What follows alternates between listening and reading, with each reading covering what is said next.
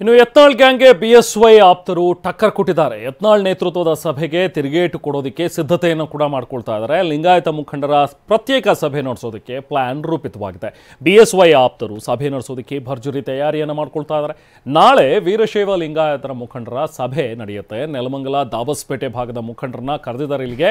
ವೀರಶೈವ ಲಿಂಗಾಯತ ಮುಖಂಡರ ಸಭೆ ನಾಳೆ ನಡೆಯುವಂತ ಸಾಧ್ಯತೆ ಇದೆ. ಅದಾದ ನಂತರ ಮಾರ್ಚ್ 4ನೇ ತಾರೀಕು ಬೃಹತ್ ಸಭೆ ನಡೆಸೋದಕ್ಕೆ ಸಿದ್ಧತೆಯನ್ನು ಮಾಡ್ಕೊಳ್ತಾ ಇದ್ದಾರೆ ಬೆಂಗಳೂರು ಅರಮನೆ ಮೈದಾನ. ಸೊ ಮಾಜಿ ಸಚಿವರಾದ ಎಂಪಿ ರೇಣುಕಾಚಾರ್ಯ, ಶಂಕರ್ ಪಾಟೀಲ್ ಮುನೇನಕೊಪ್ಪ ಅವರ ನೇತೃತ್ವದಲ್ಲಿ ಈ ಸಭೆಗೆ ಪ್ಲಾನಿಂಗ್ ಆಗ್ತಾ ಇದೆ.